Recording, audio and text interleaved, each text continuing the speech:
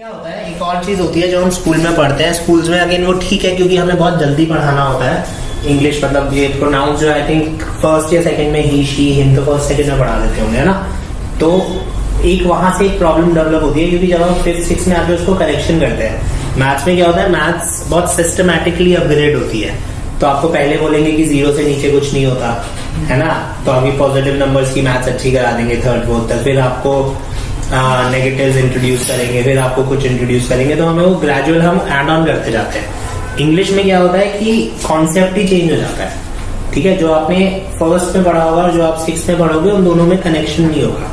First वाली चीज अब गलत हो गई होगी, ठीक है। मैथ्स में गलत नहीं होती, वो एक स्टेप आगे बढ़ जाती है। तो इसलिए इंग्लिश में क्या होता है, बहुत सारी गलतियां होती है। जैसे इट नॉन लिविंग थिंग्स के लिए नहीं लगेगा, इट लगेगा नॉन ह्यूमंस के लिए, ठीक है। अब ये बहुत बड़ी प्रॉब्लम है, ठीक है। अब क्यों है ऐसा प्रॉब्लम, क्योंकि हिंदी में भी जस्ट हैव 2 सेक्सेस, लड़का है लड़की। हमने उस दिन भी बात की थी कि हमें पता होना चाहिए कि टेबल लड़की है कि लड़का है, कुर्सी लड़की है कि लड़का है। इंग्लिश में लड़का लड़की के बाद बाकी किसी को भी एड्रेस करने के लिए we have the 3rd pronoun, that is it, ठीक है।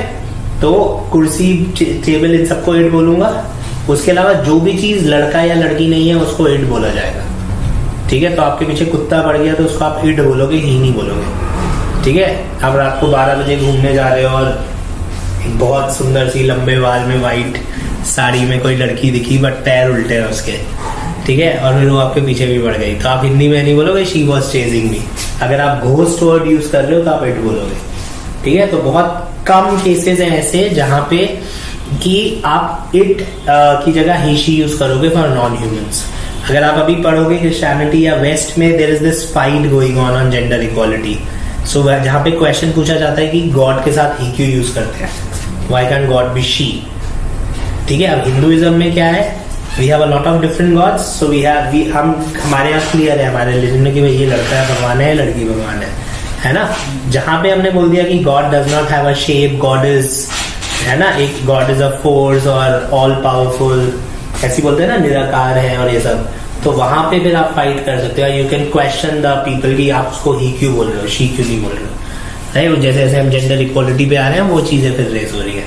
बट हाँ, हमको क्या समझना है कि एग्जाम्स के लिए बिल्कुल सिंपल सी बात है, कुत्ता बिल्ली भेड़ बकरी इन सब के लिए शी नहीं लगेगा, ही नहीं लगेगा, इट, राइट। तो इनको इट से ही शी लाने के लिए केवल एक ही तरीका होता है जिसको हम बोलते हैं पर्सोनिफिकेशन, ठीक है। पर्सोनिफिकेशन क्या होता है, हमने एक बार पहले भी बात की होगी, अपॉस्ट्रोफी में मानवीकरण। जब मैं किसी जानवर को आदमी बना दूं, तो अगर आप किसी का है पालतू जानवर है किसी के यहाँ नहीं है, तो अगर आप डॉक्टर के लेके जाओगे तो डॉक्टर बोलेगा how is he doing, how is she doing.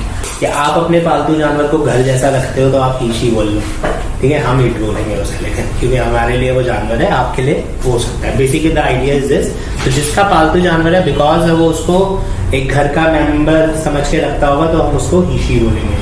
Hinduism में हम कहते हैं कि the cow is our mother, तो जब मैं गाय को माँ बोलूंगा तो मैं गाय को शी बोलूंगा, ठीक है। अदरवाइज गाय को मैं क्या बोलूंगा, इट बोलूंगा। तो आप उसको पर्सोनिफाई करोगे। तो पर्सोनिफाई स्पोकन इंग्लिश में कब होता है, जब हम उसको बिल्कुल घर वाला सदस्य मानते हैं, है ना। और दूसरा जो एग्जाम में आ सकता है पर्सोनिफिकेशन, वो होता है बचपन की कहानियां सुनी है सबने, पंचतंत्र सुनी है ना। तो वहां पे क्या होता है, हम जानवरों को पावर देते हैं बोलने का ना। शेर बोलता है कि कल से एक एक आदमी मेरी गुफा में आएगा, एक एक जानवर। खरगोश कहता है कि मुझे दूसरे शेर ने पकड़ लिया था। तो these guys are talking to each other which is not practically possible. तो अगर वो बात कर रहे हैं तो हमने क्या किया, हमने उन्हें पावर दे दिया, पर्सोनिफाई कर दिया। तो फिर मैं ही शी बोल सकता हूँ लायन को, खरगोश को, क्यों, क्योंकि वो बातें कर रहे हैं। तो एग्जाम में भी अगर वो ही शी देगा तो सीडीएस में आएगा, एनडीए में नहीं आएगा, क्योंकि एनडीए में क्लोज टेस्ट आजकल आ नहीं रहे हैं। सीडीएस में, सीजीएल में, बैंकिंग में आ सकता है, बट वो फिर क्लोज टेस्ट की कहानी होगी, ठीक है। वहां पे फिर वो जानवरों का क्लोज टेस्ट होगा, वो आपस में बातचीत भी कर रहे होंगे। फिर अगर ही शी इट का ऑप्शन आ गया तो you will have to go for he और शी, ठीक है। अगर वो बात नहीं कर रहे हैं तो फिर आप इट बोलोगे। समझ में आया। इसी तरह से अब हम यहाँ पे आ जाते हैं, जब हम हु और विच की बात करते हैं तो बहुत आसान चीज हो जाती है हमारे लिए। विच यूज होता है फॉर नॉन ह्यूमंस। तो कुत्ते बिल्ली को हम हु नहीं बोलेंगे, ठीक है। अगर मैं बोलता हूँ हु बिट यू, मैंने कहा यार पेट में 14 इंजेक्शन लगे हुआ, हु बिट यू, तो ये बोल सकता है विशाल ने काट लिया था, मयंक ने काट लिया था। तो हु का मतलब क्या हो जाएगा, किसी आदमी ने काटा, ठीक है। तो गलत हो जाएगा, एग्जाम में वो क्वेश्चन सीधा गलत हो जाएगा। ठीक है, तो हु नहीं बोलूंगा मैं, यहाँ पे विच डॉग बोलूंगा, समथिंग लाइक दैट। ठीक है, बट मैं हु नहीं बोल सकता। तो हु और विच, जो हु और हुम जो है वो आदमियों के लिए यूज होंगे। Which as a subject and as an object use होगा नॉन ह्यूमंस के लिए। पोजेसिव जब हम जाते हैं तो पोजेसिव वो हो सकता है, ठीक है, पोजेसिव वो ह्यूमंस के लिए हो सकता है।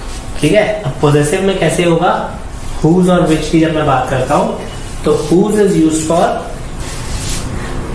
ओनरशिप, है ना। अब कुत्ते की टांग टूट सकती है, ओनरशिप है ना वो टांग उसकी, और कुर्सी की भी टांग टूट सकती है, वो ओनरशिप नहीं है। तो जब मैं पोजेशन की बात करूंगा तो विच यूज होगा नॉन लिविंग के लिए, बाकी सब जगह विच यूज होगा जानवर वानवर सबके लिए।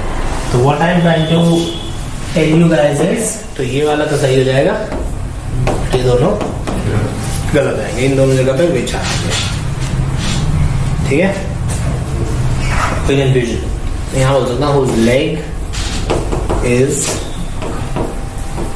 यहाँ पे मैं कुछ भी लिख लूं वो गलत है। ठीक है, the dog who bit you, वो कुत्ता जिसने तुम्हें काटा, the dog whom you bit, वो कुत्ता जिसको तुमने काटा। राइट, तो दोनों केसेस में वो कुत्ता जब मैं बोलूंगा तो मैं हु और हुम यूज नहीं करूंगा, आई यूज विच। जब आप पोजेशन की बात करोगे तब विच लिविंग थिंग के लिए यूज नहीं होगा। पोजेशन है ना तीसरा वाला, this is subject, this is object, this is possession. Exams में एग्जामिनर की चॉइस है, एग्जामिनर बताएगा कि उसने पर्सोनिफाई किया कि पर्सोनिफाई नहीं किया।